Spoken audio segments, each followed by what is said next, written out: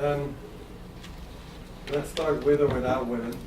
But we have one woman that I was very much looking forward to introducing today, and that's Layna Mosley. Layna, thank you for coming down from UNC Chapel Hill in North Carolina to give this seminar. For those of you who don't know her, Layna is a full professor since last summer? I think so, yeah. Full professor of political science and tenure professor at the University of North Carolina Chapel Hill. She's also was after PhD at Notre Dame for about 5 years. Got her PhD in political science in Duke, and she's going to talk to us today about her APSA paper. There we go, they've arrived.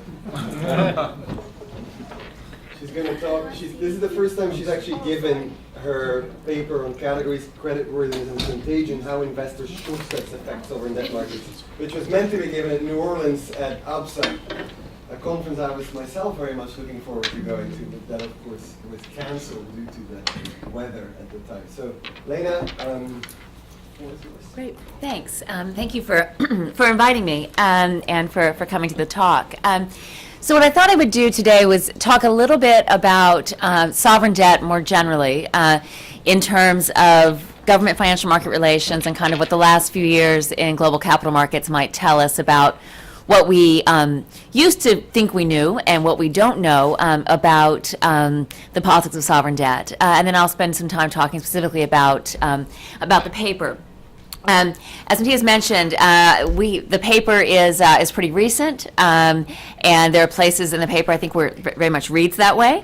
But I think it's also a good opportunity for us to get some feedback on this work. And the paper is co-authored with Sarah Brooks, who's actually a grad school buddy, but also a political scientist at Ohio State. So what I want to start by doing, though, is saying a few words, about how political scientists and political economists have thought about government capital market relations. And a lot of this literature is really cares about the extent to which and the ways in which international capital markets affect and often constrain government policy-making behavior. But to get at that side of it, what it often asks is, when thinking about sovereign risk, when thinking about investing in government bonds, at what kinds of things do investors look? And so the idea is that if governments know the things at which investors look, then they're going to sort of focus their trying to please markets on those areas.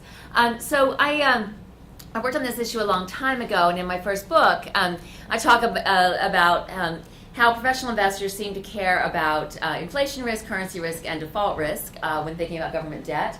And part of what came out of that project was this idea that investors assumed that there was very little risk of default among developed economies, but a more salient risk of default among developing countries, and so you get differences in treatment between developed and emerging market economies. And so part of the story I told, which was based on some statistical work as well as interviews with professional investors and surveys of professional investors, was that with respect to emerging markets, the constraint or the influence of capital markets was broader. That is, that markets looked not only at things like inflation or government budget deficits or levels of debt, but also more sort of supply side, kind of micro level policies, kind of how is government spending its money, for instance. And they also paid more attention to things like elections and the ideology of governing parties.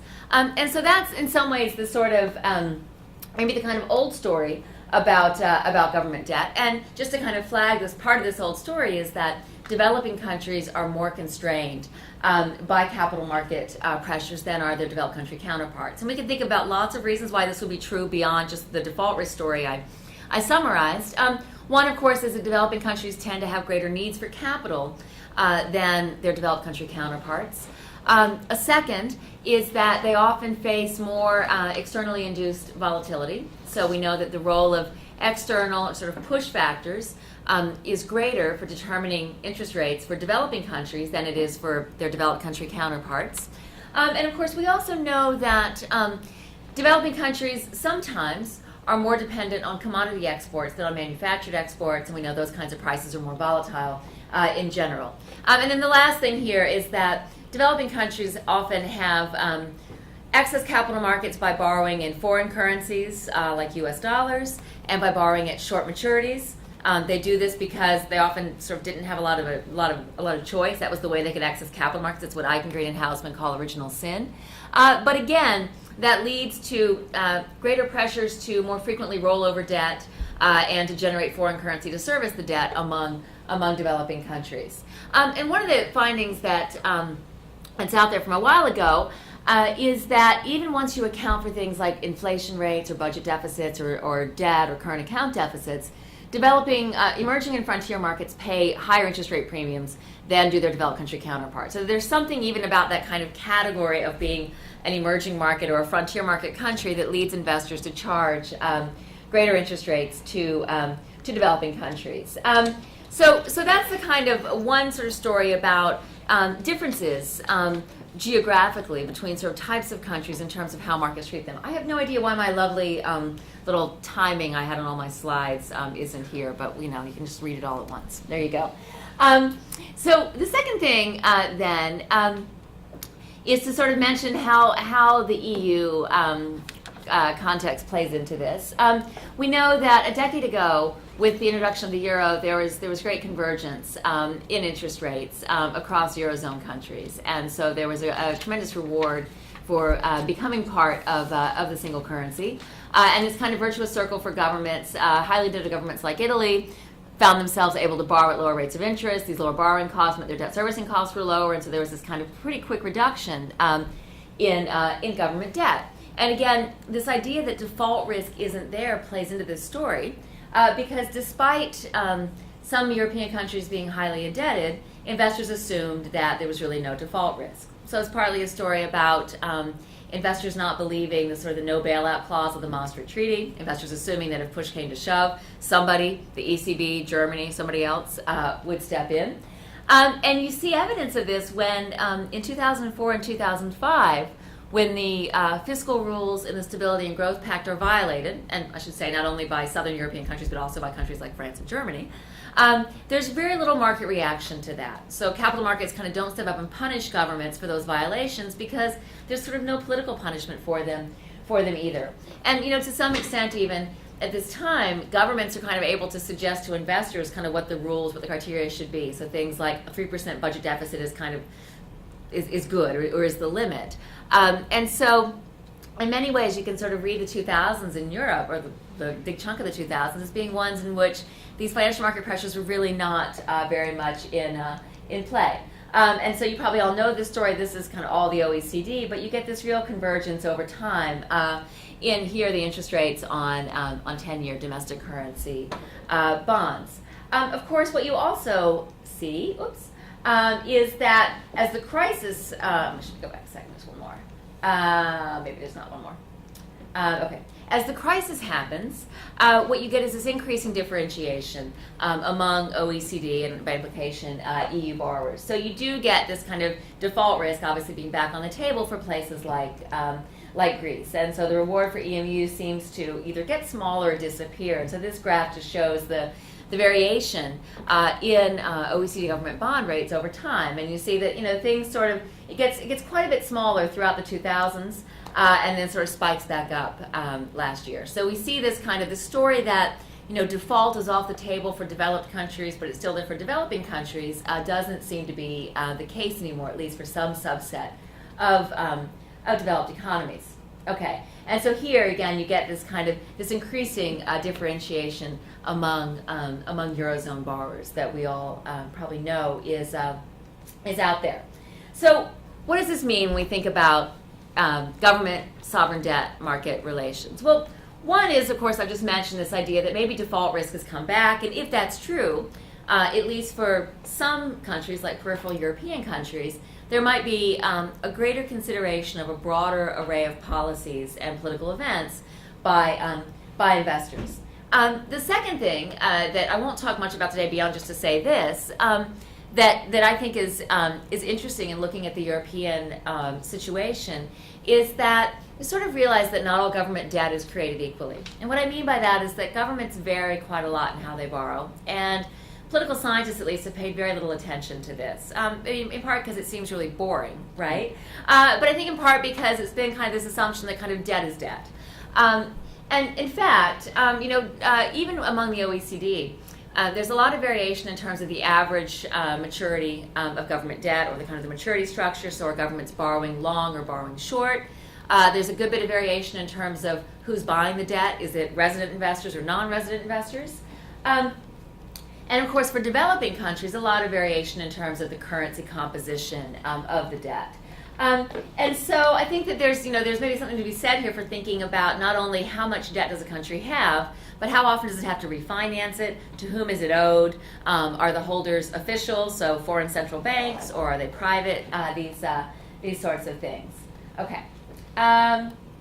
And so if you just think about it in terms of the average maturity structure of debt, for instance, you see that the UK, for instance, has a very long maturity structure, whereas other countries are having to refinance their debt more frequently. And just as an aside, I'll say, this is, I've done a little bit of work, of analysis on this, and it seems to be the case that things like maturity structure and resident holding of debt are somewhat the result of past economic outcomes. So countries that have had a history of debt and inflation tend to borrow more on the short end.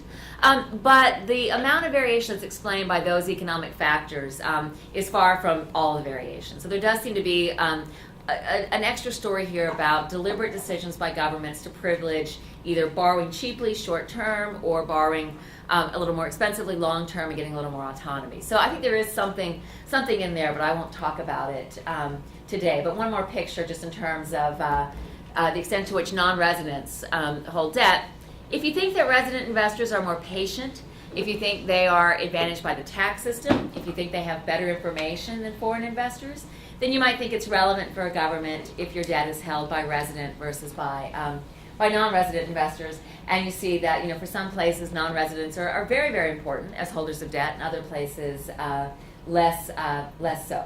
Okay, but this kind of leads me now to my third lesson down here, which is that I think the other thing we see with respect to the last few years is that investors' assessments of sovereign borrowers vary, not only across types of countries but also over time. And this may seem like a really obvious point, but I think in IPE and CPE, what we tend to do is say, well, during the period of financial globalization, so last 20 years, let's say, financial market government relationship is the same, right? That is, we pool all these countries together, we pool these years together, and we sort of assume that maybe global market conditions matter, but beyond that, it's kind of a constant causal link between economic and political variables and government bond rates. And I think that one of the things we're seeing now is that's just not true. We have to be a little more sophisticated in terms of thinking about what might lead to variation in market responses to government policies. And so in some ways that's my way of framing this,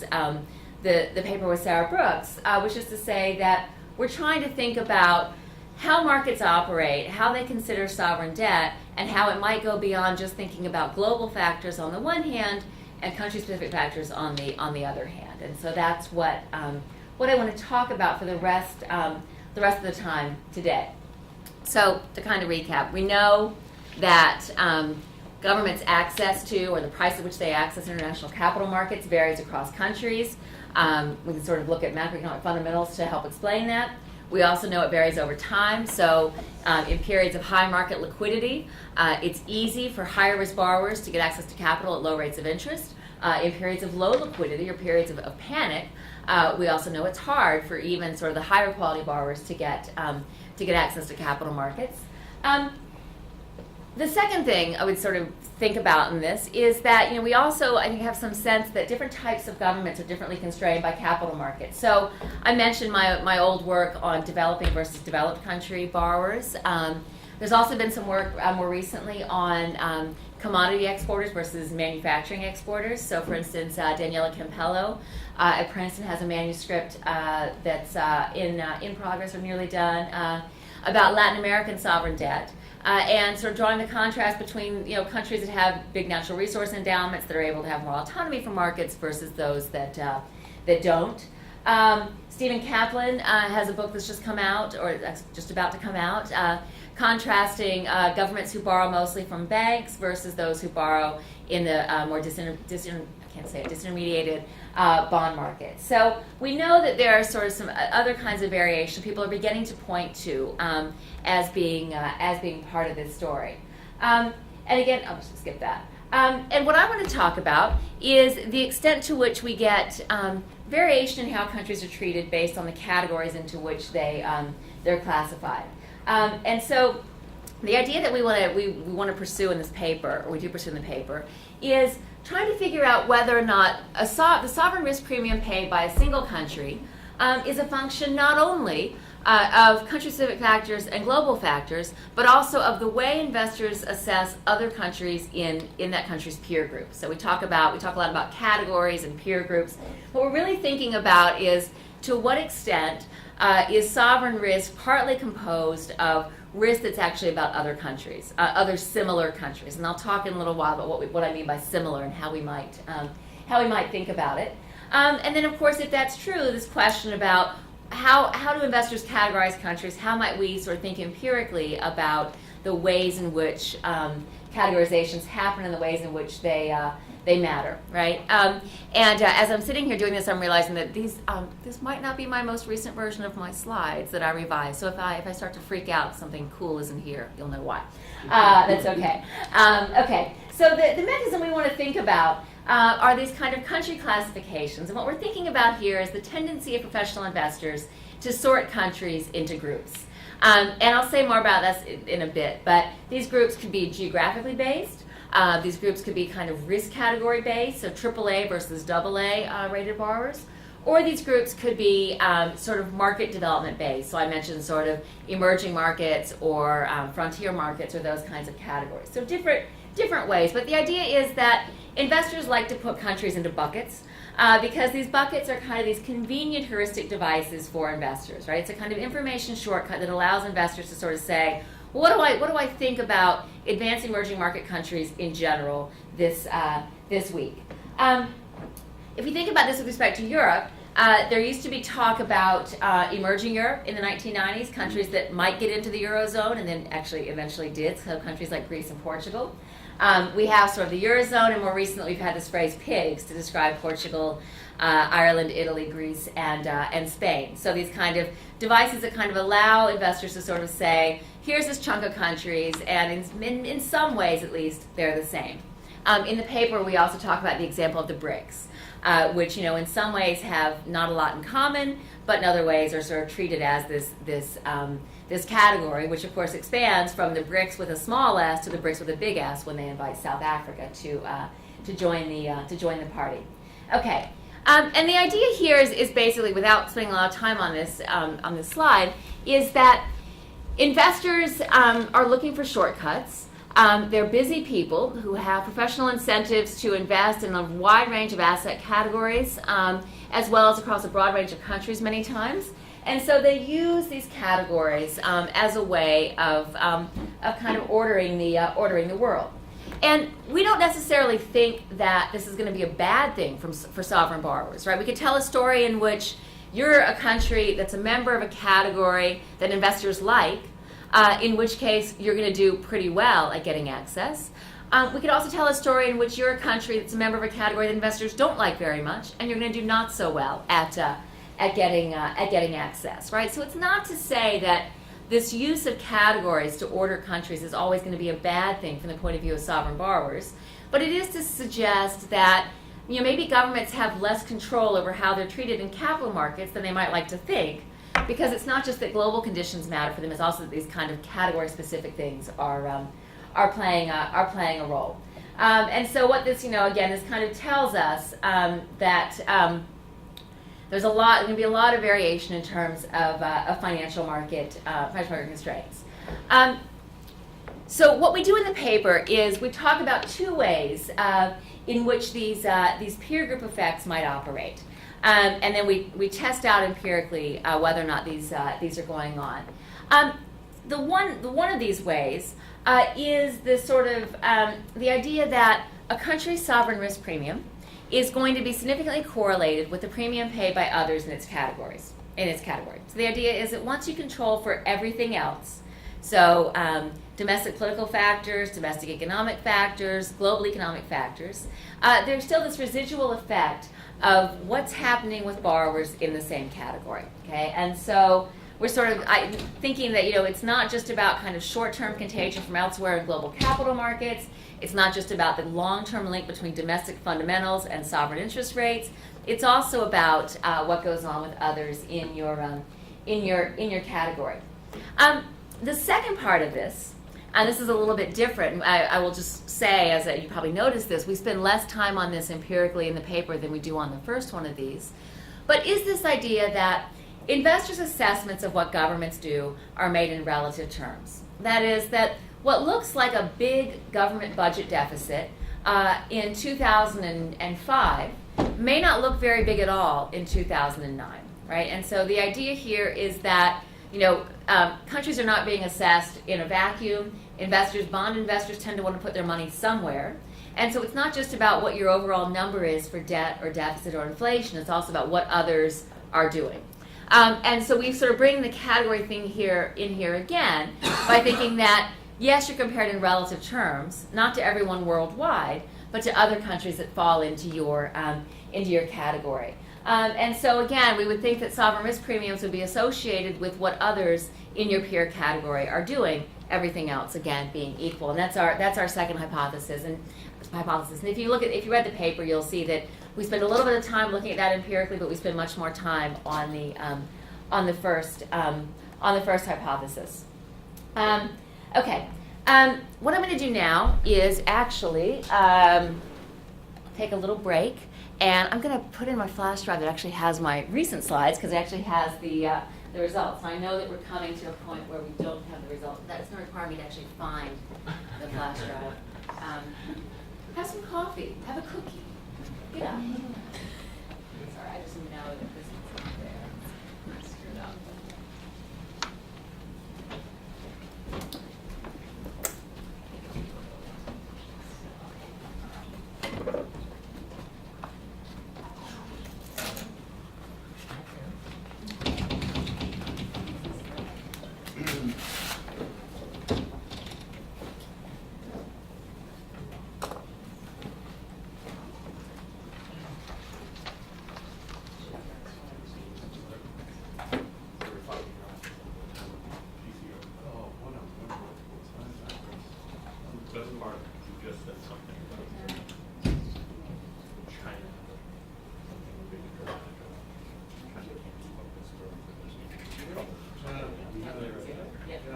Familiar? It is. Better? This was going like this, and the whole wall was going like this. It stressed that building. All right. Okay, sorry about that. And so the last ones would have been much better if you'd seen this version. Not really. It's all the same words, just better formatted. Okay, but going forward, so what we do in the paper empirically is to our dependent variable is we have two different dependent variables. One is sovereign spreads, and the other are CDS, credit default swap prices. We use these two different dependent variables not because we necessarily think that their determinants are going to be any different or that it'll be a different relationship, but because we're really just trying to get data, right? That is, we're trying to have sort of decent coverage of some chunk of developed and developing countries. When we use sovereign spreads from the Emerging Markets Bond Index, that's obviously, just by the title, limited to developing countries. It has 26 countries, and we have monthly and annual data for those, covering about a decade. For credit default swap prices, we have, again, 26 countries, although not the same 26 countries because it's a combination of developed and developing economies. And I mentioned before that we have a bunch of other independent variables that are not about these peer group categories. Some of them are the kind of standard things you would expect in terms of inflation, government debt, government consumption, capital account openness, and the fiscal budget balance. We have a lot of political variables, like the level of democracy as well as government ideology, how soon it is until an election, whether you're presidential or parliamentary systems, things that have been established in previous work to make a difference to sovereign interest rates. And then we also have some controls for sort of global factors that other studies have suggested matter for countries, especially for developing countries, but for all countries as well. And that's the U.S. interest rate, yields on treasury bonds, and stock market returns in the U.S. What we really care about, though, is this last set of variables, which is our peer group measure. And I mentioned before that we have different ways of thinking about the mechanisms used by investors to categorize sovereign borrowers. And so we have sort of 4 measures, but they really fall into 3 types. So the first is sort of the World Bank's regional categories, right? So it's just geographic region. That's pretty straightforward. The second is are these couple different indicators from financial market firms that really seek to gauge the level of economic and market development. The indices put together by Morgan Stanley as well as by the FTSE sort countries into these various categories.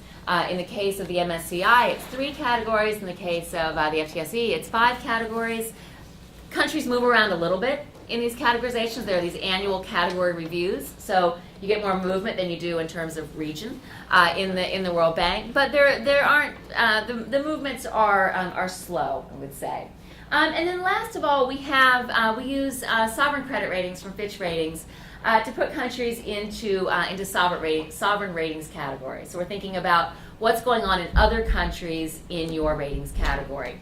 And actually, what we did was we got rid of the pluses and the minuses, so we would only have 12 categories. I think we still have too many categories, right? I think that the trouble is with only 26 countries, you don't always have a lot of countries in your sovereign credit rating category. But in any case, we use these 3 different measures of categories to think about possible peer group effects on sovereign risk premiums. If you've looked at the paper, you know that there are some tables in the paper that could cause blindness or at least severe boredom, right? And so I'm actually not going to put they're at the back of the PowerPoint. I'm not going to put them up here because nobody deserves that, especially at 5 o'clock. But I just want to talk a little bit about what we did and then talk about the results that relate to these categorizations. So we do these cross-sectional time series analyses. We use a model called an error correction model. What we like about this model is that it allows us to consider both the short-term and the long-term effects of our various independent variables. We have country fixed effects, we have linear time term, we have GLS estimator, blah, blah, blah. Okay, so if you want to see, and I'm happy to talk about it, if you want to see more, I'll put them up later on, or you can find them in the paper. But what I wanted to sort of talk about, because it's our focus, are these peer category effects. So what you have in this error correction model is the decomposition of an effect on the dependent variable into long-term as well as short-term effects.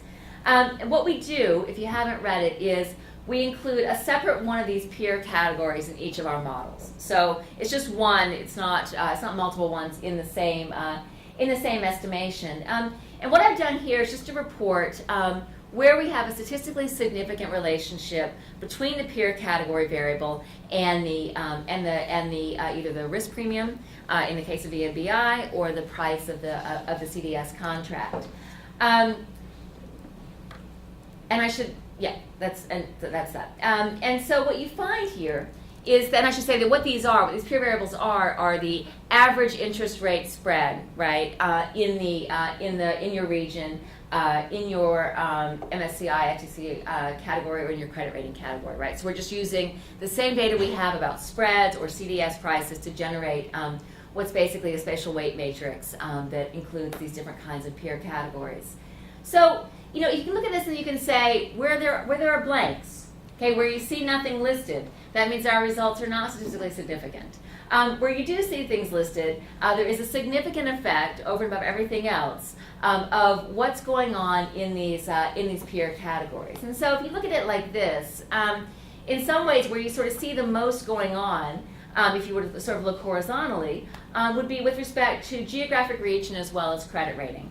And less so with respect to the sort of market development categories. Although with respect to the 3 category, which is essentially developed, emerging, and frontier, we do get quite a few results. So what you see in this, what we sort of take from this is, maybe there's something to this notion that it's not just what goes on inside your country or what goes on in the global economy, it's also what goes on at this kind of intermediate level of countries like your own. that matters for sovereign risk premia. And of course, I think I mean, you can tell me, but there are lots of problems we can identify with this analysis, so there's certainly much more that we could do to improve this. But I think that we sort of like that we find that there is something to this kind of hunch we have, that it's not just about what your country does or what goes on in the global economy. It's like what others around you do, and so sort of paying attention ultimately to how investors put countries into categories and under what conditions they actually revise these categories might tell us something about financial market government relationships. The second thing to keep in mind is when we talk about our second hypothesis, we talk about whether or not relative assessment is occurring in capital markets. We have a couple of models we report in tables 4 and 5 of the paper. And in the first of those, we find that the level of government debt in your regional peers is negatively and significantly linked with spreads, whereas, of course, your own level of debt is positively linked with spreads, right? So the more indebted you are, the higher your spreads, not surprising. But apparently when others around you have a lot of debt, you can look better, right? So it's this kind of, you might actually get to look better than your neighbors if you're in a category with a bunch of losers, let's say, right, or highly indebted countries, not losers, right? So we think that it's kind of interesting, right? I mean, again, I think that we think this, we have this hunch, right, that you're not evaluating countries in a vacuum if you're an investor. So even if Brazil, might be bad by 2006 terms, they might look quite good by 2012 terms, that kind of thing. Do you think that's a function of the better ones in a bad group only looking good by comparisons, or does it affect each of them, that way? Right. Well, one thing that I was trying to remember, I don't think that we did, was to look at the conditional effect, right, of sort of peer group debt and your own debt, to interact those two things, right? Because I wonder whether or not it's the same, right? So is this really about looking bad when you're the old right? best house in the bad neighborhood? Or... Yeah, exactly. So I don't have a good empirical answer for you. But I think it's something that we should look at. The other thing we do is we then use the sovereign credit rating as the dependent variable, and we find out that if your peers have good fiscal outcomes. I mean, if you have good fiscal outcomes, you do better for sovereign ratings. But also, if you're in a neighborhood of people with good fiscal outcomes, as in surpluses or small budget deficits, you also do better. So it's just kind of funny. That story is your neighbors can kind of help you out, right? So being in a good neighborhood is going to be good for property values, as it were, right? As opposed to being in a bad neighborhood and being the nice house helps you out. So. I think there's a lot to unpack to that, but I did want to mention just that little bit of work we do with that relative evaluation proposition. Okay, so just to kind of finish up, we have a big problem here in that part of what we use are annual data, and annual data is sort of what political scientists like to use, but it's really not what happens in financial markets, right? And so we're averaging out all kinds of market movements. The error correction models, something else that you can use them to kind of figure out using the lag-dependent variable, is how long it takes after a shock to return to the equilibrium. And what our models suggest when we use the annual dependent variable is that most of the disturbances to equilibrium are corrected within a year, right? So that's essentially a lot of the action is happening in a finer grained unit than we model, right? And so one of the things we do is try to use some monthly data. Of course, a lot of the political variables that we include and that political scientists like to include are measured annually. So we have this issue about even monthly data, right? From the point of view of capital markets, is way too crude. So that's certainly an issue. Of course, the second issue is that by using the EMBI index to look at risk premiums, or using the CDS market to look at the pricing of default, we are already sort of committing a big selection error, because obviously it's only countries that are included in the index, so for instance that are liquid enough to be included, that get into our analysis. So certainly there are some empirical challenges, and of course our causal mechanisms are all about individual level behavior, right? And I was thinking about this in the context of long ago being a graduate student, and thinking that it would make sense to go talk to professional investors because I wanted to sort of know what was guiding their asset allocation decisions. And I think part of this was this kind of discomfort with, yeah, we have these large analyses and they're great for showing us kind of average effects, but we don't really know sort of what's going on causally. And I think that we have this problem here. So I wanted to mention that one of the things that that we've started working on doing but haven't actually done yet is to do a sort of survey experiment, because everyone in political science does an experiment now because that's what you have to do to be considered hip and cool.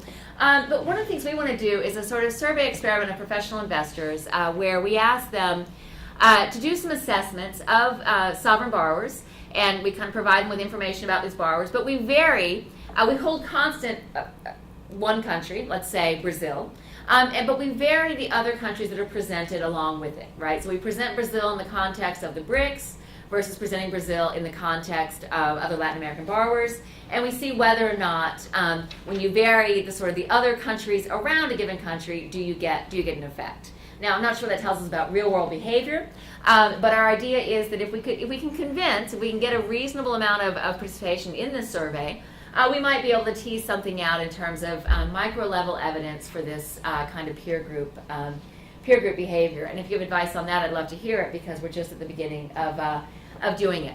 But I do think that I do have a suggestion. Okay, can I have one more sentence? Yes. Okay, great. But anyway, yeah, so this country categorization thing, there might be something to it. That's my sentence. So if Yeah. you are going to pose that question where you're kind of doing restricted cuts on the data, Right. a variety of those, Right. it would be really, I think, instructive at the very end to present the full panel of data. Even though you might have shown only certain cuts to certain people on the way, to see in context then what they do with the full panel, because they have different weights that they're using, and they know their framework Right. about how they approach the full panel of data. And I think you could then correlate what they did with the individual cuts with what they did on the full panel to understand what their decision making was about. Right. So this is right. So this essentially provides a baseline Because for you got- knowing you how to got one interpret your baseline, which results. is like the country by Yeah. itself, but you got the Yeah. other baseline, which is everything, Yeah. allowing them to pick and Right. choose what they would use, and Right. you might see then, Yeah. how they relate to the different cuts. Yeah, that's a great suggestion. Thank you. Yes. I have no idea. Can I actually go, Yeah. can we actually have a look at your boring tables? Sure, you can, if you can read them. So can you explain what your main findings were? Sure. Well, right. So this is a model. This is the annual data, right? And so this is EMBI data, developing countries only. And the very top row here is just the lag dependent variable, right? And then the next set of the next one is the sort of peer variable. If you go across, right, this is geographic region, then the Fitch rating, and then the sort of two emerging market investment categories, right? And so, some of what we find is, not surprising at all, right? So, in general, more debt, right? Greater premiums, smaller budget deficits, or that is a more positive budget balance, is going to lead to smaller premiums. More open countries here tend to, it's not always significant, but they tend to pay lower interest rate premiums. So this idea that capital markets actually give you access to a broader period of capital. And then you also see that when there's more time until the next election, you tend to pay lower risk premiums, right? It's this idea that, in emerging markets at least, election periods can generate uncertainty or concern, right, or sort of political risk. But those are kind of the main, and there's also sometimes right governments pay less than their left-leaning counterparts. And then the very last thing here is that, yes, of course, it's true that the U.S. interest rates matter a lot for sort of what your spreads are, right? So this kind of idea of global market liquidity being proxied for by U.S. rates. Do you want more tables? Yes? Okay. He's at the front, so he can actually see the table, so it's not quite fair. The second set of tables we present, right, are going to be are the CDS models, and so that's a different sample, right? So it's developed plus developing countries, and it's also monthly data, right? And so I think when we have this problem is we kind of get down to the we don't have a lot of political variables in these, but to sort of democracy and to the presidential parliamentary system and to right government, there's not much going on in monthly data, right? Because these are all annual all annual variables. Here we have the level of government debt, the exchange rate coming up. Again, sort of some of these U.S. variables. So U.S. stock markets flows into U.S. capital markets. We have more in the sort of common shock story here because you get more. Well, we think there's maybe more going on with the monthly data. Did you look at yeah. size of government at all? We don't. My recollection is that we did have government consumption in here, and it never came up as being significant. Okay. And it was, and that's certainly true in the annual model here. It's not reported. Just consistent with the literature, right? Yeah, in general. yeah. It's consistent with the literature on OECD countries, Yeah. right? So if you look at emerging markets, right, then you might think that the size of government would matter, but not so in what we have. And obviously, it's 26 countries and not more than that. And then the last one here of these sort of hypothesis one kind of peer effect models is going back to the sovereign spreads, going back to the EMBI data, but doing it again on a monthly basis. And again, you see that across all the categories, there's something that goes on with respect to the peer variables. There's always a significant short-term effect of those variables on spreads, and sometimes a long-term effect for region and for the sovereign credit rating category. Here again, in these monthly models, things like the exchange rates matter. Some of the common shock variables matter.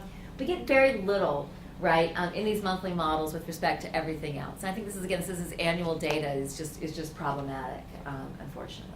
Yeah. Yes. Now I've completely. I don't know anyone's name. Well, okay, Yeah. so just Yeah. point. You. Okay, Yeah, that's right. good, Yeah, good. I that's take right. it that That's right. Yeah. Well, first of all, I like this for two reasons. One is that you're emphasizing relative, however that relative is defined. This relative is in there. And I think that's good. That's important. And it corresponds to my understanding of what politics is about. Maybe more so than international economics, but I think in both. And secondly, what is interesting to me is that you're focusing on convention. We have somebody working on a PhD dissertation here looking at the role of conventions, and apparently conventions are really quite important broadly in international finance. So that's how these categories come into play. And also, I think it's very plausible that the two types of results that seem to be strongest would be, one would be geographic region, because that's well defined in the minds of a lot of people, and of course the Fitch ratings, which are well defined in the sense that they really know what they mean when they say A minus, because it's backed up by actual statistical results, probabilities. So it's not just speculative. Now, but the question is, what do they think? First of all, why not talk to the Fitch people and see how they put together their categories, or beyond just these letter grades that they give? That might be you might have some real insights into what to look for and to test with regard to your model. But secondly, how much of these categories is based on something that's really useful? That's why a convention emerges, because it's useful to quickly cut through a lot of uncertainty and too much excess information. But how much of it is based on error? How much of it is based on misperception? Mm-hmm. So if you could in fact show that there was misperception with regard to creation of these categories, then I think you probably would really get the interest of some of the financial people.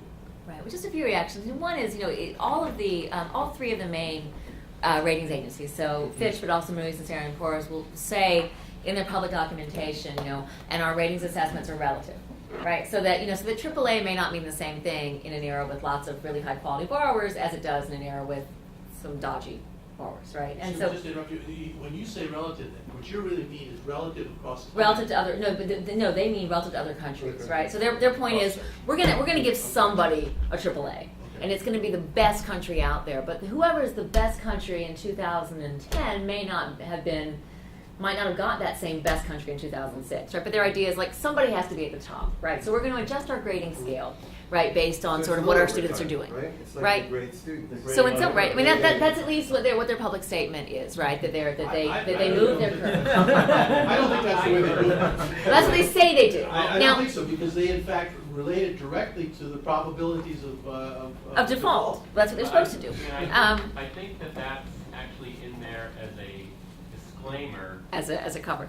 as a cover to say that, of course, we're not perfect. And so by saying it's relative, they give themselves a lot of cover for if the boundaries shift a little bit between classes, which Right. they do, Right. through no fault of their own, and the best analysis they can do, it's going to shift some. And that's a way of giving themselves cover. I don't know Right. if it covers, rating all the Euro countries. Right. two I mean, grades higher than a year later, but. What other instruments we could think of? I think that's Yeah, why right, it's so hard. exactly. I long ago, it was a long time ago, went and spoke to people at Fitch as well as Moody's, and I think I actually also talked by phone to someone at S&P about what their process looks like, right? And the answer is always, yeah, we have this formula, it's proprietary, we're not going to tell you what it is, but it involves a bunch of macroeconomic data. It might involve something, especially for developing countries, about the composition of their exports, so their ability to sort of generate hard currency. And then it involves some stuff that we think about as political risk, right? Or the sort of the willingness to pay, right? Whatever that means, right? Which is always the one that's kind of hard to pin down. So I think what they would say, right, would be, it's based on our assessment of these objective economic criteria, but we're also trying to assess political criteria, and there's we can't really tell you exactly how we're going to do this, but we do this, right? What we know is that the major agencies are not perfectly correlated, but they tend to be highly correlated, and so there's probably something similar in their process. Of course, there's also this concern that we now have heard voiced a lot after the crisis, that ratings agencies are paid by the people whom they rate, or in this case, by the sovereigns whom they rate, right? So you pay to get a credit rating, and so there may be something in there. The other thing that your question makes me think about, though, is that I think part of why these categories, part of why region is out there, is that many investment funds are defined on a regional basis, right? So it's the Latin American fund, or it's the the Asian fund, or the Asian Growth Fund, or the European fund. And one thing that might be interesting to know, I'm not sure one can find this out, but it might be interesting to know, for a given country's sovereign debt, to what extent are their investors global funds, right, versus regional funds, versus kind of more sort of certain kind of objective funds, that we might imagine that, here I'm talking about investors as kind of, they're using these shortcuts, but they're all kind of behaving the same way, right? And in fact, it may be the case, right, that if you have more regional specific funds invested in your debt, you get sort of different kinds of reactions to what you do versus if you have more sort of globally focused or more sort of broad emerging market funds. I don't know if one can actually get data on that, but it might tell us something. With respect to categorizations, Korea is really annoyed, or seems really annoyed with Morgan Stanley and MSCI, because for many years they have argued that they should be bumped up, right? That is, that they should be in there with developed countries, right? And that by, they're in the OECD, right? And by all these metrics that they really should. And so there's always a period where these indexers do these category reviews, and they solicit comments, and apparently I think the FCSE does a survey of, MSCI does a survey of 6,000 people in the markets to get a sense of what they think of these countries, right? And then they announce sort of, they start by saying, here are the countries who are under consideration for being recategorized, and then at the end of the process they give and here's what happens, right? So for many years, South Korea has been on that under consideration list, and then every year, every September, it's like, no, sorry, not this time, right? So I mean, which does kind of bring up this question of sort of are these quote unquote the right categorizations, and are they useful? Yeah. On this note of misperception, did you also, because I can't really see it from here, did you also include like the previous or the rating or the spreads from the previous years? Yeah. So the very first row that you can't see is a lag dependent variable. Okay. Because I thought, like, for example, in cases of the Asia crisis, for example, Thailand was for a long time seen very positively among investors until this hurting begins and everybody is like shocked, so because they for a long time did not regard the economic fundamentals that were not right actually. Right. Right, but I mean, that's another mechanism by which, we would, I mean, that's like probably a break there, right? But we would think that the constraints would vary over time, right? Because, or actually what it really is, right, is the reactions to different factors are going to vary over time, right? So this is a classic, after the peso crisis in Mexico, it was this, sort of, oh no, we're not paying enough attention, right, to the fiscal side, right? And then it's like, oh, and then Asia happens, and oh, actually things were great on the fiscal side, but we didn't think about either the current account balance or the sort of balance between consumption and investment. So it's always this kind of fighting the last war sort of thing. So, but that would suggest, right, that pooling across time can be a little problematic unless you can really theorize about and include measures for things that change. Yes, there was in the back. Yeah. Thank you. You actually sort of half answered it from the first question, but I also had a question about the categorizations. And the slide that you had about how you found a lot of correlation between countries when you group them across geography and about how when you group them across the Fitch rating. I found that really interesting because it seems to me that those two categories are very discrete and very different. And so if you find correlation across both, then it seems to me, oh, this seems like the thesis would then have very broad applicability. But I found it very strange then that the Morgan Stanley and the FTSE indices didn't really yield much correlation because although we already talked about how geography and the bond rating are already sort of ingrained in investors' minds, it seems to me that the other two categories are designed explicitly to be a lot more holistic and to put countries in very different or very specific places along like a continuum of development. So I was curious if you had more to say about maybe why you thought you didn't find much correlation. Right. So so I'll say that going into this, I thought we would.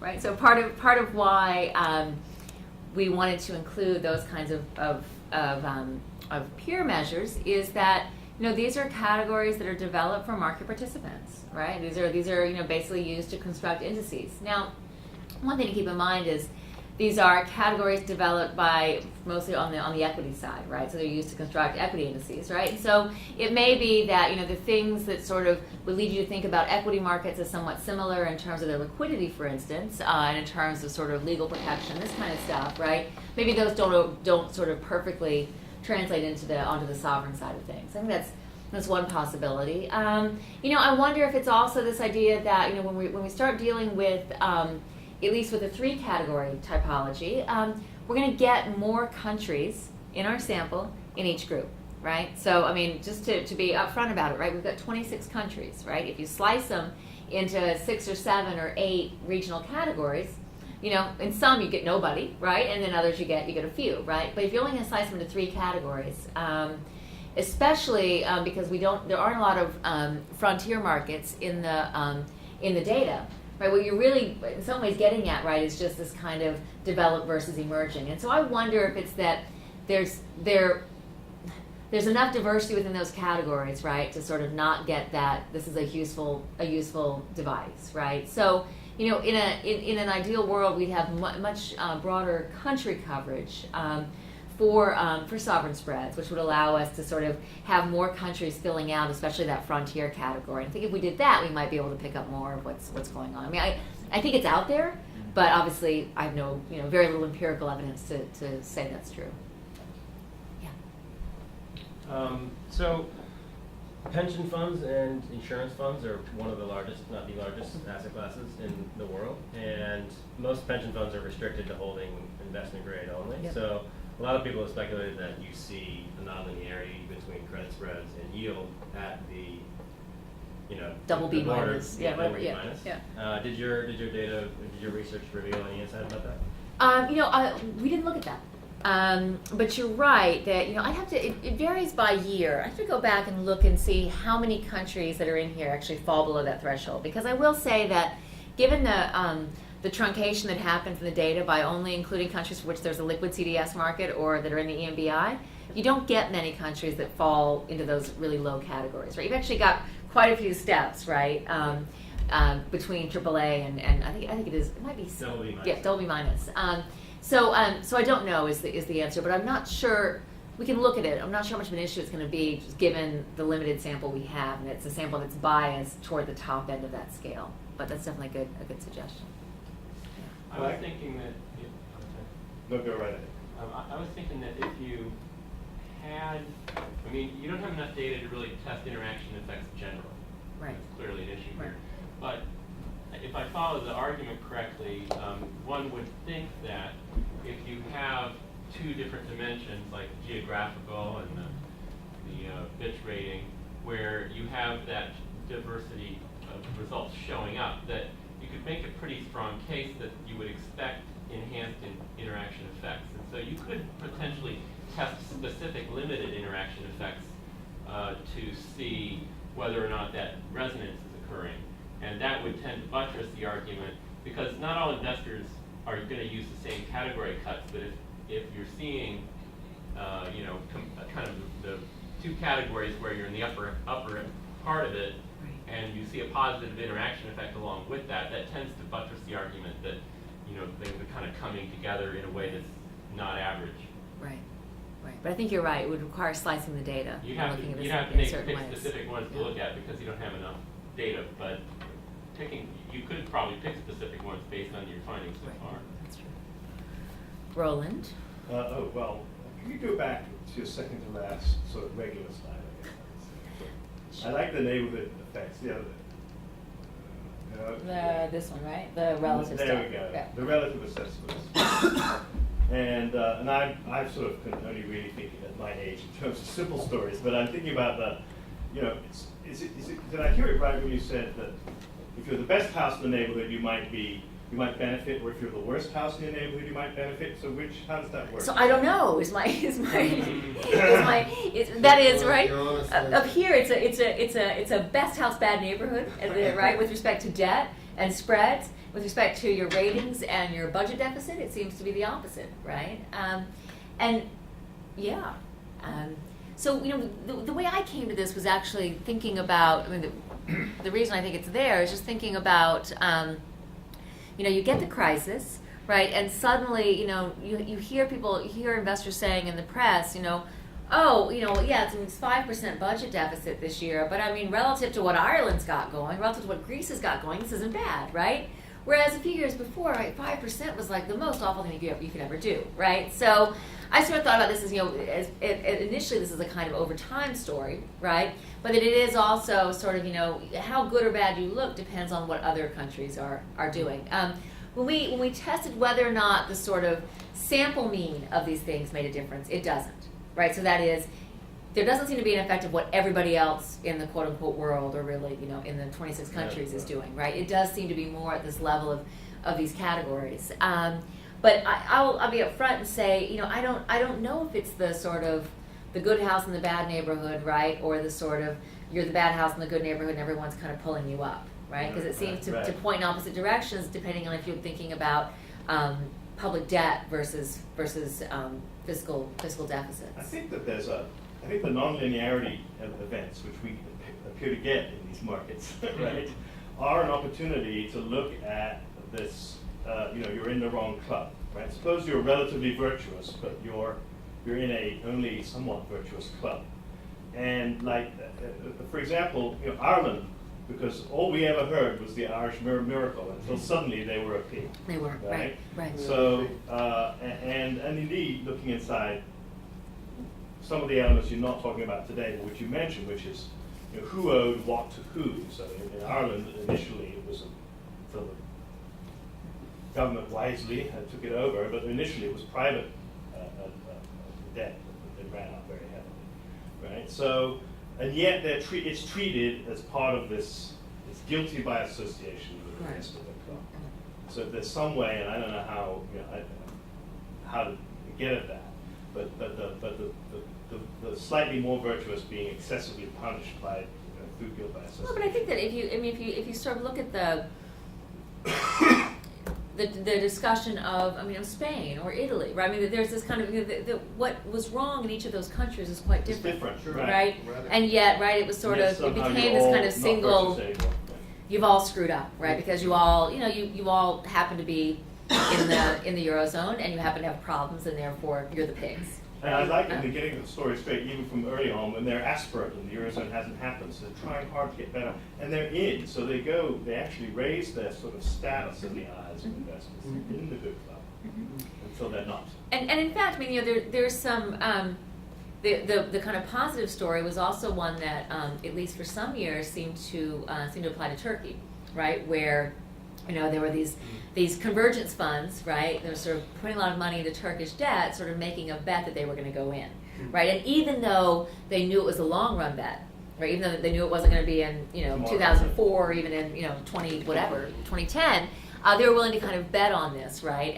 So if you sort of look at, if you look at the sort of 2005, 2006 kind of who's buying Turkish debt, you see a lot of these sort of new funds coming in, right? Whose sort of mandate is to sort of go to places you think will get in, to the EU and eventually to the Eurozone, right? So there's certainly a sort of, you know, efforts to kind of guess where countries are going to go that drives some investors, as opposed to sort of where they are. Right. And then of course it all falls apart, right, for Turkey. But. Layna, two questions. Even speaking of bad houses in good neighborhoods and good houses in bad neighborhoods, how do you deal with City Hall, meaning the United States? I mean, terrible statistics to some extent, terrible deficits, I mean, just way worse than certain European countries. But yet, I mean, can you treat them just as another country? So they're not in here. And okay, so Right, they're in part because we have all these excluded. controls that are U.S. right, that are U.S. data to proxy for global conditions. But I mean, I say this at the end of the paper, which is that, you know, in some ways I think about the U.S. as a category of one, right? That is, you know, by, you know, if you want to call it, you know, Eichen Green's exorbitant privilege, or you want to talk about being the sort of the key currency holder, or whatever, you know, the key reserve asset, whatever it is, right? That is, I think in some ways the U.S. isn't compared to anybody else, right? So if you put the U.S. in the context of, you know, other OECD countries with respect to debt, for instance, right? It looks really bad, right? Or, you know, the IMF would, you know, release its, you know, its Article 4 consultations and sort of say, oh, you know, I mean, if you just look at on the numbers, the U.S. not a good thing, right? And yet nothing happens, They right? get And rewarded even. right, and you still get the kind of, you know, the flight to quote unquote quality Safety. or safety. You know, I will say, I think the other thing that the U.S. Benefits from is that many of the holders of U.S. debt are official holders and not private holders, right? And so, you know, I think in general you would expect foreign central banks to have longer time horizons than private investors, right? And so they, I mean, and they do have this interest in having dollar-denominated reserves, right? And all the sort of desire to accumulate foreign currency reserves that comes after the Asian financial crisis, right? This kind of move towards self-insurance, right? Also helps to build up the demand for these U.S. Treasury bonds. So I think in some ways, right? I mean, whether the U.S. should or shouldn't, right? They benefit from being this kind of peerless example out there. And then second question is, I mean, I'm always stunned, right, when I hear you talk to people in London or Wall Street, like real investors, right? How do you deal with, like sometimes they would short the Norwegian krona when there's a problem in Finland, right? Or the Mexican crisis triggering all Latinos look alike, the Asian crisis, all Asians look alike. Right? I mean, I think the Koreans suffer from that. Exactly. I mean, Right. so, I mean, is there a sense of, can you distinguish between crisis periods and normal periods here somehow, right? That because that is always something that strikes me. I mean, the Scandinavian example, exactly, because it doesn't seem to be that much sophistication. On, you know, Finland's in the euro, Denmark isn't, Norway isn't even in the European Union. Right? I mean, they're all Scandinavian, they're all blonde and tall and beautiful, and so it's all the same kind of thing. So I wonder how rating agencies deal with this, and if you see anything from. Well, I mean, I guess I would say that in terms of thinking about our empirical strategy, you know, if you think about the short-term versus long-term effects that are in these error correction models, right? In some ways, you can think about the short-term effects, I mean, in a negative sense being contagion, right?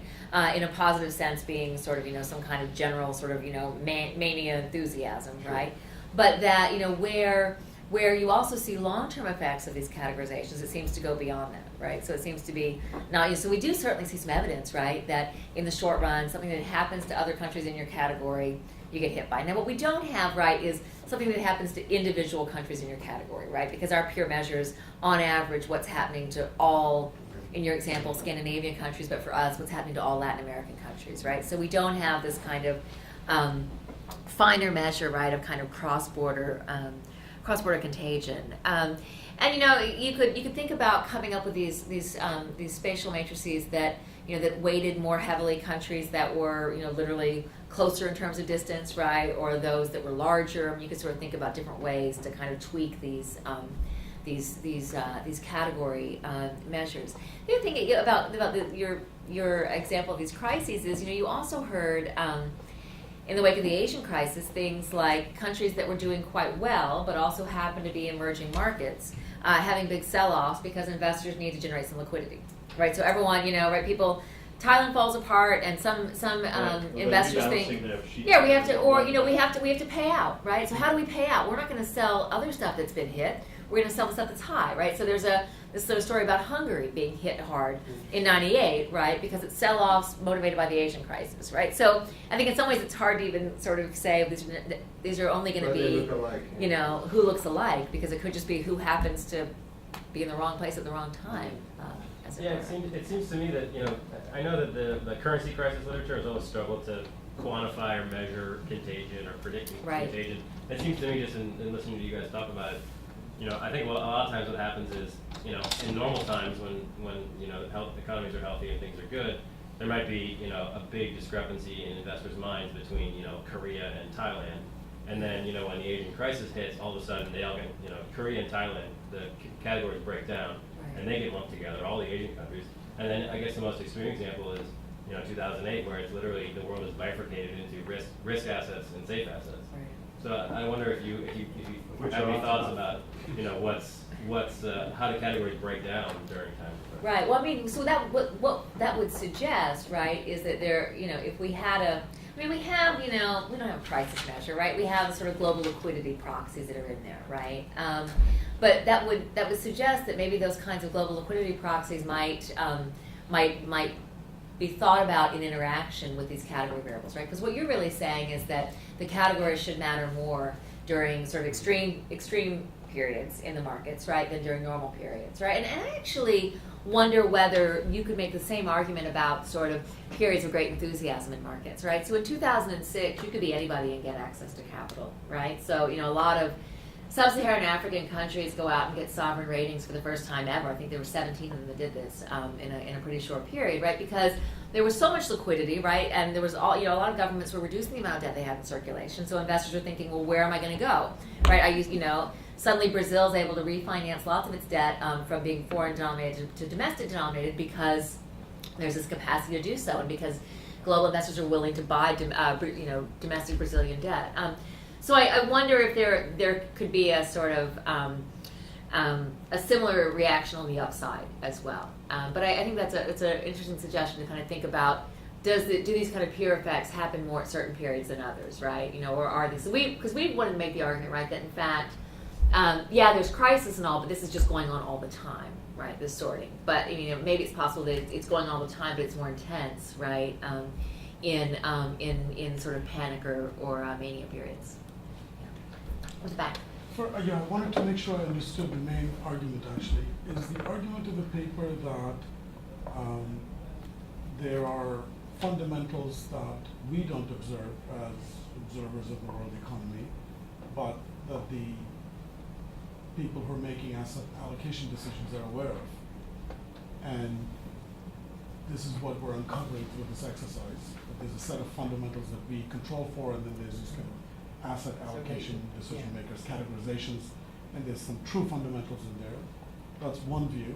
Or alternately, that they're just absent any fundamental linkages, they're just applying these or creating these categories just for convenience sake, and that these are not really built on anything fundamental in the global economy in terms of either trade linkages or financial linkages. And nevertheless, that is what is driving pricing of sovereign debt. May I take option 3? Okay. Which is somewhere in the middle, right? Which is to say that I don't think we want to argue that there are things that we can identify, but they matter for asset allocation, and in some ways these kind of peer effects are proxying for these kind of latent variables, right? Because I think we have a reasonably good sense based on what others have done and sort of what we know of what would drive these allocation or these pricing decisions. That being said, one would hope that these categories would have some meaning, right? And so, I mean, the geographic one, you know, we could say, oh, it's just, you know, where you are on the map, sure. But it is also often, you know, about economic growth, right? And we do tend to see kind of regional patterns in growth, or perhaps in commodity exporting, these kinds of things. So there's some content to region.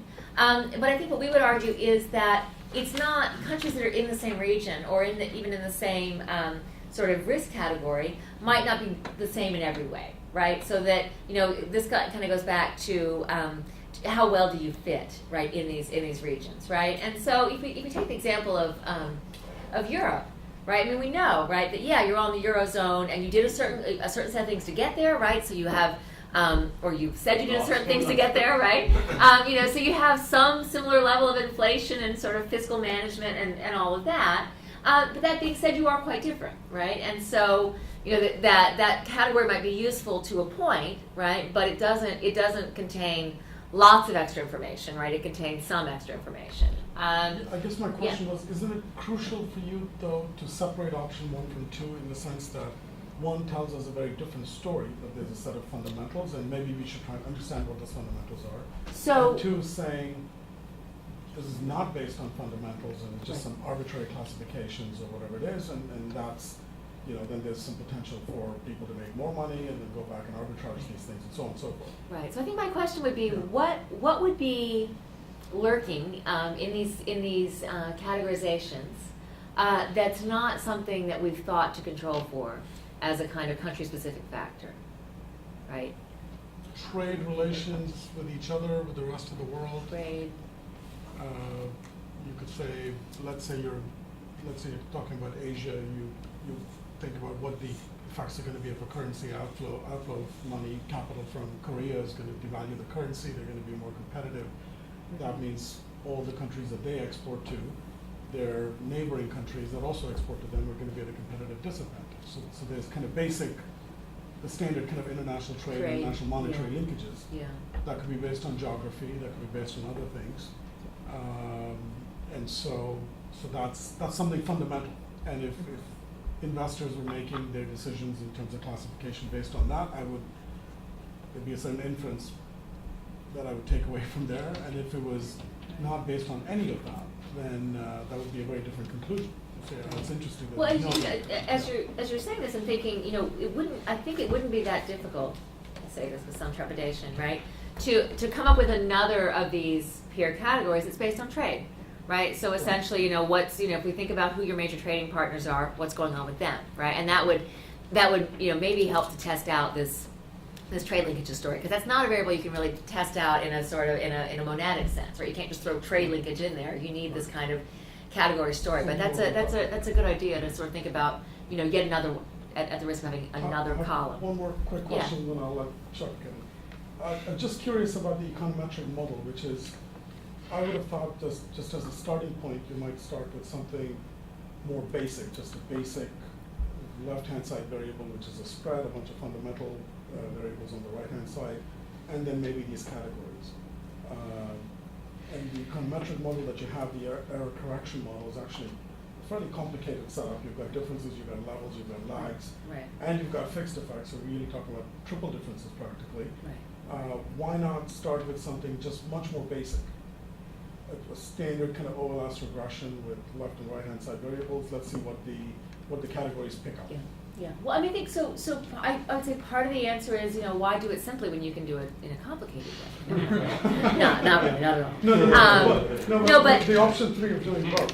Option 3. I go for option 3. So we should do together. I mean, one of the issues, right, is what are the properties of the cross-sectional time series data that you want to worry about, right? And so I think that, you know, my sense of the error correction model is not, oh, this is gonna we can do so much hand waving and have like so many tiny little cells. Won't this be great, right? But more, this does seem to deal with some of the features of the kind of data that we have. But certainly we could do it with this other simpler setup and see sort of what we Just get, to see how what it it looks how like. it matters, how it varies. Yes.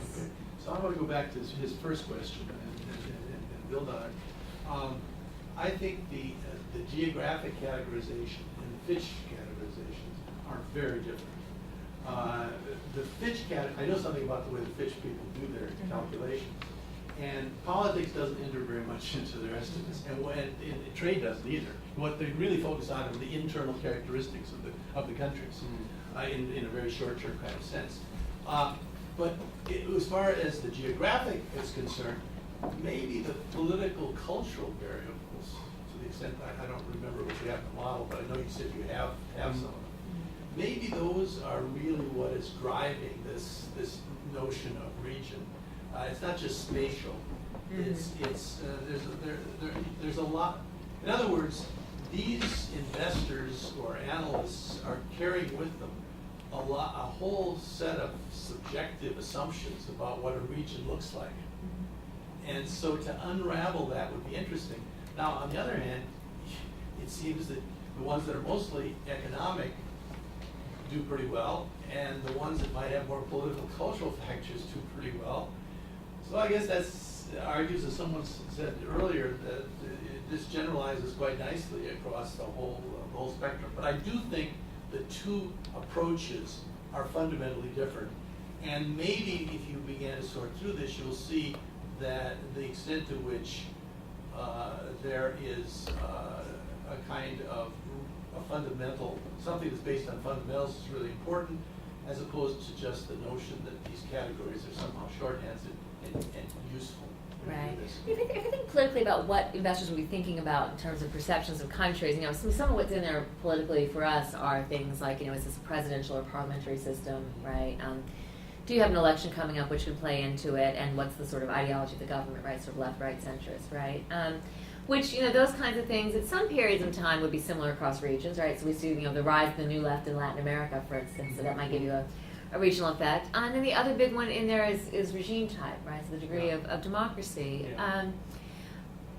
But we have these controls in there, and yet we still find these effects, right, for geographic region, right? Even once we account for that stuff statistically. So I don't know how much of this is this kind of assumption that all Latin American countries are this kind of way, right, and all Asian countries are this kind of way, and that's really what's driving it. No, and one thing I was thinking about is that there's a lot of literature on on diffusion of different kinds of things like capital account openness or bilateral investment treaties, whatever it is, right? And one of the things that some people who work on that find is that there's a diffusion effect from other countries that share your religion, right? So this is something that, these are sort of, rat choice political science people, right, find this thing and say, oh my gosh, like, what is this? And we thought we, language, really is. Right, and colonial history comes up, this kind of stuff. So, it certainly is possible that there are other ways of thinking about peers that might be the ways that investors think about countries. I do think there probably is some value to sort of saying to professional investors, how would you sort countries out, right? Part of that's going to be driven by what their job is, right? They have, professional requirements or incentives to think certain ways about the world, but kind of above and beyond that, right? How would you put these different countries into buckets if you had to do that? And then what's the basis for it? I would even wonder if investors know the difference between parliamentary and presidential. I don't think that no is the answer, probably. Most incoming sci students. Right. But I think the idea is that those institutions may have implications for economic outcomes, and in that way it may come up, right? So it's like investors may behave as if they know the difference, even though they don't. Do you have actually. stability, political stability considerations? I don't think we have stability anywhere. That is in really here. important. Yeah. As far as investors are concerned. Yeah, we have time to election, but that's not really stability. Oh, Yeah, well, I don't know how much are they, these kind of people qualified to judge ex ante afterwards. Yes, they're very troubled by this. They were always unstable. That's right. Let me just tell you, they know what Chavez. Well, yeah, he's an outlier though. I think they know more about it. He's a fixed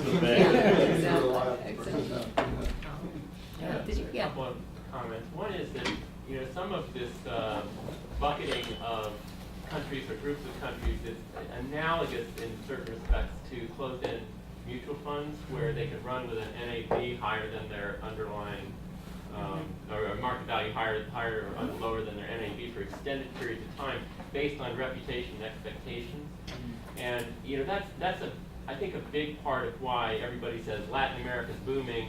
And I think you get a different framework in terms of investor decisions if you said, I want to take a look at the top 1,000 investors. And what you have when you look at the top 1,000 investors is the biggest sovereign funds, the, Vanguard's Windsor Fund, et cetera, et cetera. You've got some really big chunks of money, the biggest pension plans. And when they decide, as a group, they're controlling, 20, 30% of the liquidity, and the rest of everybody else is reading what they say in the Barron's or Wall Street Journal or Financial Times, and it percolates down. There's sort of a trickle down, if you will, of the investment sage advice, that comes out of these top investors. When Berkshire Hathaway, does something, Buffett speaks, a lot of other people. And I think that's why when something gets hot, it stays hot for a while. And I think it's also why when something goes cool, it stays cool for a while. And to a certain extent, one aspect of that is something that I would characterize as headline risk. So right now, for example, a lot of people may be a little cool on Israeli companies because Israel might actually bomb Iran and they might have a war. But that doesn't affect just Israel. It has a, kind of a regional dampening thing. But, so that's, if there was a way to get that, I think you would find a lot more proximate cause for, for what's going on in terms of why Latin America stays high for a while and, why the Mideast is flat for a while and so on. I mean, and it's hard to put your finger on what that means, but I think clearly in terms of the way investors actually behave, these countries are risk-off countries now, and these are risk-on countries, and the easiest way to keep track of them, because I can't keep all 25 possible buckets, is my top 3 buckets right now are geography, rating system, and are they close to Israel? Right, so it made its way up to, for me as an investor, it's made its way up to the top 3 or 4 factors I weighed, and then later on it drops back out again. So I think it's very fluid how the factors actually weighed, which makes it tougher to pull in this kind of study, which is longitudinal, to pull those relationships out, because only the ones that have been there for a long time will pop out as significant. Those that kind of come and go, they don't. But I can almost imagine some sort of measure of, media coverage, your headlines, right? Media coverage of certain places, right? Yeah. And then this kind of, are you a geographic neighbor, right, of these places, right? Which would, you have media mentions, right? In the New York Times over time. Maybe the thing to do would be to identify some of the most significant, if you focus on the geographical factor, for example, some of the most significant regional things, like the concern over, this war or that rebellion or such and such, and see whether or not before and after those concerns became prominent, the risk premiums or the premium, spread changed. But there's still a question though, Yeah. is that fundamental or is that not fundamental, right? Meaning, if you say there's a risk that Israel is going to bomb Iran or the other way around, and the other countries in the region are now priced differently along with Israel, up or down, then is that some arbitrary classification because they're close to Israel and they really don't have any risk, or is that because the fact that they might actually get pulled into the war themselves? And that difference is again relevant, I would think. Yeah, Right. well, I mean, the because that does question seem an is- example that is fundamental, right? If the concern is either politically they get pulled in or economically it's going to be bad for And them. whether or not the war happens, which, is a question mark, at the time where it's a probability, it's a legitimate factor. But The other thing I was thinking about is, you were talking about trying to sort of measure when you're risk on and when you're risk off, and would you be able to look at short-term versus long-term spreads as a proxy for risk on and risk off? And if you see this long-term spreads widening and the short-term spreads falling, you're in a higher risk model, and if it goes the other way, lower risk model? We always use the VIX, the volatility index on the S&P, to track risk on, risk off. But that's not country specific. It's not, but it's if you're assuming they're all Brady bonds on this. I think they're all Brady bonds or Euro bonds. So it's going to come through most of the U.S. markets anyway. Yeah. But wait, But the if you VIX wanted is to, an if S&P you based. wanted to look at Well, VIX is specific S&P. We countries, always use it as a risk bond on, basis risk stuff. off characteristic, maybe short-term, long-term spread differential would be a way of getting a proxy. It's interesting how Fish does this. They look at all the economic fundamentals as they define them first, and then at the end, they make these gross judgments about politics to sort of add that in. It's an opinion, they say. Yeah. Subjective. Okay. One more question? No? All right. Thank you. Yeah, maybe Yes, just- one last Sure, question. yeah. Yeah, please. Just Europe, move yeah. on a little bit, but just to politicize your research. And Europe, in concept of crisis, has always been the argument that these rating agencies are making everything worse. So if something subjective comes in there, does your into the ratings of the agencies, does your research support these arguments that actually they are contributing to some of the effects of guilt by association? And what does this imply for like arguments of establishing a European rating agency to break the American influence on the financial How do they markets? behave differently? We give ourselves Yeah, the well, highest ratings every year. That's right. Well, you know, one thing I would say All is, above average. Because there is no American influence. It's all marketing. but at least, you know, at least right now, when we haven't sort of, you know, looked at whether or not these effects are stronger in crises or stronger in sort of certain points in markets, right? It's a more general effect, right? And so it suggests that you can be guilty by association, but you can also be innocent by association, right? So that if everyone, you know, in your category, however that's defined, is doing well in terms of paying lower premiums, you will too. All right, if everyone is have their risk up, yours will too, right? So that, you know, maybe it's not symmetric, right? But the way we thought about it thus far is that it may well be symmetric, right? It can hurt you or it can help you. It's not always a story about it's gonna hurt you. It's the scale of the swing, which Fair enough. the agencies may be contributing to, which is where the pain is. Right, right.